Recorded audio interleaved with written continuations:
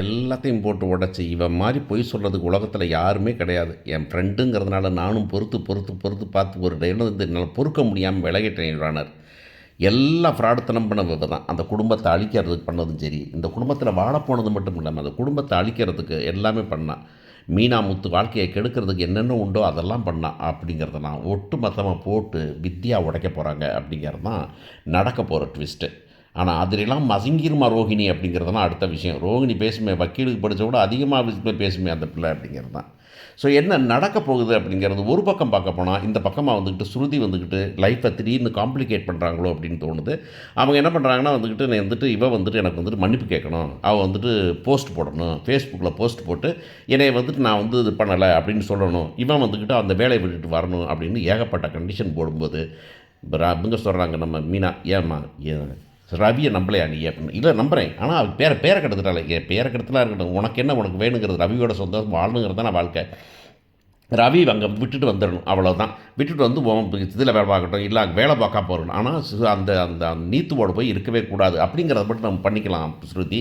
இதை விட்டு நீ வந்துட்டு போய் பேசுனேன்னா இது பிரச்சனை காம்ப்ளிகேட் ஆகிட்டு தான் போயிட்டுருக்கோம் அப்படின்னு இவங்க சொல்ல, உடனே வந்துட்டு அந்த பிள்ளை அதெல்லாம் முடியாது அப்படின்னு சொன்ன உடனே சரி விடு பெண்ணா போய் கேட்டுருவோம். முத்து மீனாவை போய் திரும்ப போய் பாரு மன்னிப்பு கேட்கணும், நீ வந்து பண்ணணும், இது பண்ணதெல்லாம் தப்பு அப்படின்னு சொல்லணும் அப்படின்னு சொன்னாங்க. அதுக்கு இதெல்லாம் சொல்ல முடியாதுனால நான் ஒன்றும் ரவிகிட்ட ஃபோன் பண்ணி பேசுகிறேன்னா ரவிகிட்ட ஃபோன் பண்ணி பேசலை, ரவியை கூப்பிடல, ரவிக்கு வேலைக்கு வான்னு சொல்லலை, எதுவும் சொல்லலை. ரவி வந்து வேலை கொடுத்தாரு, என்கிட்ட வேலை பார்க்குறாரு, அவர் ரிசைன்மெண்ட் போனால் ரிசைன்மெண்ட் போகட்டும், அவ்வளோதான். அதுக்கு நோட்டீஸ் கொடுப்பாரு, அவ்வளோதான். மற்றபடி வந்துக்கிட்டு நான் வந்துட்டு மன்னிப்பு யார்ட்டையும் கேட்க வேண்டிய அவசியம் இல்லை. யாருக்கும் நான் துரோகம் பண்ணல, யார்ட்டையும் தப்பு பண்ணலை. ஏன்னா நான் இப்போ அவர் புருஷனை கல்யாணம் முடிச்சுக்கிட்டேன் நான் அப்படின்னு கேட்கும்போது இவங்களாலையும் பதில் சொல்ல முடியாத சூழல். அதனால் திரும்ப வந்து பேசுகிறாங்க. பேசி வந்துட்டு சொல்லும்போது அந்த அம்மா இருக்குதே, நம்ம நம்ம நம்ம நம்ம ஸ்ருதியோட அம்மா, அந்த அம்மா எகிரிக்குது. என்ன பண்ணீங்க வந்து சேர்த்து வைக்கிறேன்னு சொன்னீங்க நீங்கள், எனக்கு என்ன தருது மீனா, இனிமேல் ஒன்றும் வேண்டாம், நீ வந்துட்டு நீத்து வேணாம், அவள் ஹோட்டல் பாப்பா, ஆனால் வந்துட்டு இனிமேல் வந்துட்டு ஸ்ருதி வந்து எங்களோட இருக்கட்டும், ரவி எங்களோட இருக்கட்டும் அப்படின்னு சொல்ல போகிறாங்க. உடனே இல்லை அதெல்லாம் முடியாது அப்படின்னு சொல்லிட்டு எல்லாம் கிளம்பி போவாங்க. ஸ்ருதி வந்து ஒத்துப்பாங்க அப்படின்னு தான் நம்புகிறோம் நம்ம. சரி, இந்த பக்கம் என்ன நடக்க போகுது அப்படின்னாக்க வந்துக்கிட்டு இந்த ரோஹிணி பிள்ளை வந்துட்டு பணத்தை வந்துக்கிட்டு நான் வாங்க மாட்டேன், பணமெல்லாம் வேண்டாம் அப்படின்னு அந்த சொந்தக்காரங்கிட்ட சொல்லிடுச்சு. எனக்கு சொத்தெல்லாம் வேண்டாம் அப்படின்னு சொல்லிடுச்சு. ஏன்னு கேட்டால் வந்துட்டு சொத்து வாங்கிட்டோம்னாக்கா அவங்க கூட நல்லா இருக்கிறன்னு ஆகி போயிடும் அப்படின்னு சொல்லிவிட்டு அப்புறம் அவங்களே சாப்பிட்டுட்டு போங்கன்னு சொல்லும்போதே நமக்கு தோணுது, ஆஹா அந்த பிள்ளை வந்துட்டு ரொம்ப விவரமான பிள்ளை. விவரமானனாக்கா அடுத்தவங்களை ஏமாத்துறதுலாம் ரொம்ப விவரமான பிள்ளை. அது நான் விவரமான பிள்ளைன்னு சொன்ன உடனே நான் வந்துட்டு நான் ரோஹிணியை போடுறோன்னு நிறைய பேர் பக்குன்னு ஆயிடுறாங்க. அப்படிலாம் இல்லை, ரொம்ப விவரமாக பேசும். நம்ம ஆளுக்கெல்லாம் முட்டாளாக இருந்தால் எப்போவுமே அப்படி தானே, நல்லவன்லாம் வல்லவனா இல்லைங்கிறதுனால கெட்டவன்லாம் நல்லவன் வல்லவனாக வாழ்ந்துகிட்டு இருக்காங்கிறதான விஷயமே. நீங்கள் இன்றைக்கி பாலிடிக்ஸ் எடுத்துக்கங்க, இல்லை ஒர்க் பண்ணுற இடத்துல ஒர்க் ஸ்பேஸில் பாருங்கள், இல்லை ஃபேமிலியில் பல இடத்துல பாருங்கள், நல்லவங்கெல்லாம் வாய்மூடி இருக்கிறதுனால தான் கெட்டவங்கெல்லாம் மேலே போயிட்டே இருக்காங்க. அப்படிங்கும்போது தான் பல நேரத்தில் பார்க்கும்போது இந்த நல்லவங்கெல்லாம் வாய மூடி இருக்கிறவங்கெல்லாம் அந்த கெட்டது மட்டும் துணை போகிறாங்களோ அப்படிங்கிறதான் நம்ம நினைக்க வேண்டியிருக்கோம். அந்த மாதிரி தான் மீனா இங்கே பண்ணதும் சரி, அங்கே மீனாவும் ராஜியும் மயிலுக்கு பண்ணதும் சரி, எல்லாமே அப்படி தான் இருக்கும் அப்படின்னு நமக்கு தெரியும். ஸோ அந்த பொண்ணு வந்து வேணான்னு சொல்லிடுறது. இப்போ அவங்க என்ன பண்ண போகிறாங்க அப்படின்னு தெரிஞ்சாக்க, இவங்க வந்துட்டு சொத்தை எழுதி வச்சிட போகிறாங்க, இவளுக்கு எழுதி வச்சிட போகிறாங்க. இப்போ இந்த பொண்ணு என்ன பண்ணுறதுன்னா கோர்ட்டில் வரப்போகுது. கோர்ட்டில் வந்து நிறைய பெருசாக இருப்பது பிரச்சனை ஆயிடுச்சு. இப்போ பிரச்சனை என்ன பண்ண போகிறாங்க அப்படின்னாக்கா, இந்த பொண்ணு வந்து சொல்லுது, நான் வந்து எல்லாத்தையும் முன்னிக்கே இவர்கிட்ட சொல்லிட்டேன். அவர் வந்துட்டு மனோஜ் நான் உங்கள்கிட்ட சொல்லிட்டேன் தானே அப்படின்னு எனக்கே சொல்லிடுச்சு. நான் வந்து நான் தான் கல்யாணின்னு உங்கள்கிட்ட சொல்லிட்டேன். கல்யாணி என் பையன் தான் வந்துட்டு கிறிஷ் அப்படிங்கிறதையும் சொல்லிட்டேன். நீ தான் டேடின்னு கூப்பிட சொன்னேன், அதெல்லாம் உண்மை தானே, எல்லாத்துக்கும் தெரியும் தானே அப்படின்னு கேட்கும்போது இவனால் இந்த கிறுக்கு பையனால் ஒன்றும் சொல்ல முடியாமல் முடிச்சு போடுறான். அப்போ வந்துக்கிட்டு முத்துவும் மீனாவும் சொல்கிறாங்க, சரி இப்போ நீ சொல்லலைங்கிறத ப்ரூவ் பண்ணிட்டா அப்படிங்கும்போது, சொல்லலை எப்படி ப்ரூவ் பண்ணுவீங்க அப்படின்னா, உடனே தான் அவங்க கூடவே தெரிஞ்சாங்கல்ல அப்படின்னு வாமா அப்படின்னு கூப்பிட்டு வந்து வாமா மின்னல் அப்படின்னு நம்ம வித்யாவை கூப்பிட்டு வர போகிறாங்க. வித்யா வந்து கூண்டில் ஏற போகிறாங்க. அப்போ சொல்லி ஒரு சாட்சியை விசாரிக்கணும் அப்படின்னு. உடனே இந்த பொண்ணு சொல்ல போது, நான் வந்துட்டு தொடக்கத்துலேருந்தே என்னுடைய க்ளோஸ் ஃப்ரெண்டு தான், என் கூட தான் தங்கியிருந்தா, 2 பேரும் ஒன்றா தான் இருந்தோம்.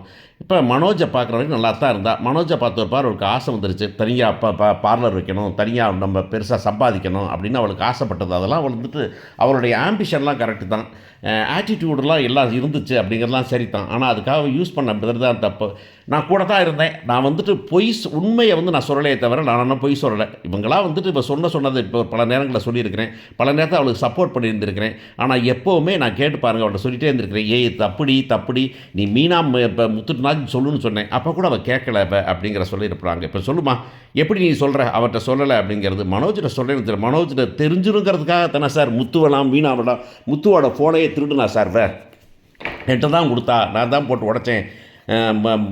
மீனா வந்துட்டு உண்மையை சொல்லிடுவாங்க அப்படிங்கிறதுக்காகத்தான் வந்துட்டு பல நேரங்களில் வந்து பல வில்லத்தனங்கள்லாம் பண்ணான். இதெல்லாம் வந்து நானும் கூட இருந்துக்கிறேன் அப்படின்னு சொல்ல போகிறாங்க. சொல்லி முடிச்சுட்டு, என்னம்மா உங்கள் க்ளோஸ் ஃப்ரெண்டே சொல்கிறாங்க, அப்புறம் எப்படிம்மா அப்படின்னாக்கா, இந்த உலகம் சொல்லப்போது அவள் க்ளோஸ் ஃப்ரெண்டு தான் சார், ஆனால் ஒரு டைமுக்கு மேலே அவள் க்ளோஸாக இல்லை, அவர் நல்ல ஃப்ரெண்டாகவே இல்லை.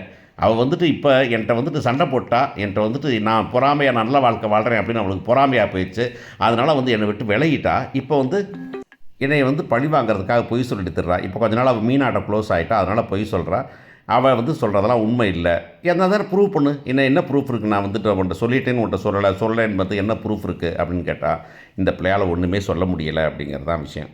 ஜட்ஜுக்கு என்னம்மா இவ்வளோ சத்தமாக சொன்னேன், இப்போ என்ன ஒன்றும் சொல்ல முடியாதா அப்படின்னாக்கா, சார் இதெல்லாம் வந்து ஃபோனில் ரெக்கார்டாக பண்ண முடியும், இப்படி பண்ணுவான்னு நமக்கு தெரியுமா, ஆனால் ஒன்று நான் தான் அவள் கூட இருந்தது, நான் தான் கூட தெரிஞ்சுன்னு ஊருக்கே தெரியும், ஆனால் நான் சொல்கிறது தான் உண்மை, அவள் வந்து பொய் சொல்லிக்கிட்டு தான் இருந்தா, இன்றைக்கு வரைக்கும் பொய் தான் சொல்கிறா அப்படின்னு சொல்லும்போது, இந்த பொண்ணு அப்படி எப்படி சார் நம்ப முடியும். அவங்க அது வந்துட்டு ஜட்ஜு சொல்ல போகிறார், ஏம்மா நீ வாட்டில் வந்து சொல்கிற, ஜென்ரலாக சொல்கிற, உன்னை எப்படிம்மா நம்புறது, என்னன்னு எடுத்துக்கிறது, நாங்கள் நல்ல ஃப்ரெண்டுங்கிற, அவன் ஃப்ரெண்டுக்கு எகென்ஸ்டாக சொல்கிறேன், இந்த சாட்சி எப்படிம்மா எடுத்துக்க முடியும் அப்படின்னு கேட்கும்போது, இந்த பிள்ளையால் ஒன்றுமே சொல்ல முடியலை அப்படிங்கிறது தான் பெரிய விஷயமாகுது. அப்போ தான் சொல்ல போகிறாங்க இந்த.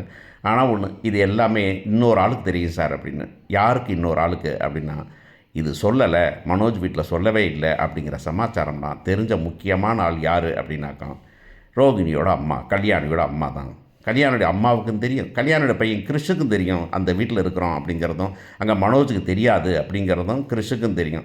அப்படின்னு சொன்ன உடனே, என்னம்மா ரோகிணி சரிதானம்மா அப்படின்னு கேட்டால், இந்த பொண்ணு வந்து திருன்னு முழிக்க போகுது. சரி, அடுத்த ஹியரிங் வரும்போது அவங்க ரெண்டையும் கூப்பிட்டு வந்து அம்மாவையும் பையனையும் கூட்டுவாங்கம்மா, கூப்பிட்டு வந்து அவங்கள்ட்ட விசாரிக்கலாம் அப்படின்னு சொல்லிட போகிறாங்க. ஸோ இதுக்கப்புறம் இது வில்லத்தனம் என்ன பண்ண போகுது அப்படிங்கிறது தான் விஷயம். அந்த அவங்க அம்மாட்ட போய் சொல்லப்போது, அவங்க அம்மா எப்படிடி சொல்கிறது அப்படின்னு சொல்ல போகிறாங்க. அவங்க அம்மா வந்து முத்துட்டு வர போகிறாங்க. ஏப்பா கோர்ட்டில் வந்து என்னை போய் தான் சொல்கிறா, நான் என்ன சொல்கிறதுன்னு சொல்லணும். அம்மா நீங்கள் மனசாட்சிக்கு ஏற்ற மாதிரி சொல்லுங்கம்மா அப்படின்னு. ஆனால் எனக்கு மனசாட்சியெல்லாம் தவிர எனக்கு வந்துக்கிட்டு ரோகிணி வந்து அவள் ஆசைப்படுறது மனோஜோட வாழணும்னு ஆசைப்பட்றா. அப்படிங்கிறப்ப அவளோட வாழ வைக்கிறது தான் நான் இப்போ பண்ணணும். ஏற்கனவே ஒரு தடவை நான் அவளுக்கு கெடுதல் பண்ணியிருக்கேன், ரெண்டாவதுலையும் கெடுதல் பண்ணக்கூடாது அப்படிங்கிறதுக்காகத்தான் அவள் இழுத்த இழுப்புக்கெல்லாம் நான் போயிட்டுருக்கேன் அப்படின்னு சொல்லும்போது, மீனாட்ட சொல்லும், மீனா நீங்கள் உங்கள் அத்தை மாமாட்டெல்லாம் பேசி மனோஜிட்ட பேசி 2 பேரும் சேர்ந்து இருக்கும்போது அவருக்கும் வேறு பிடிச்சி தானே வச்சுருந்தாரு அப்படின்னு. பிடிச்சி தான் வச்சுருந்தாரு, ஆனால் பொய்யை பிடிக்க முடியேன்னு. சரி, ஏதோ தப்பு பண்ணிட்டா, அதை மன்னிச்சிக்க கூடாதா, உங்கள் மாமியார் தப்பை பண்ணதை நீங்கள் மன்னிச்சுக்கிறீங்களே, நீங்கள் அது மாதிரி வந்து ஒரு மன்னிச்சிக்க கூடாதா அப்படின்னு கேட்க போகிறாங்க. அப்போ மீனா வந்து திரும்பவும் மீனா வந்துட்டு முத்துட்ட சொல்ல போகிறாங்க, ஏங்க பேசுங்க, மாமாட்ட பேசி மனோஜ் கேட்பாருங்க, கேட்டுட்டு சேர்ந்து வாட சொல்லுவோம்ங்க.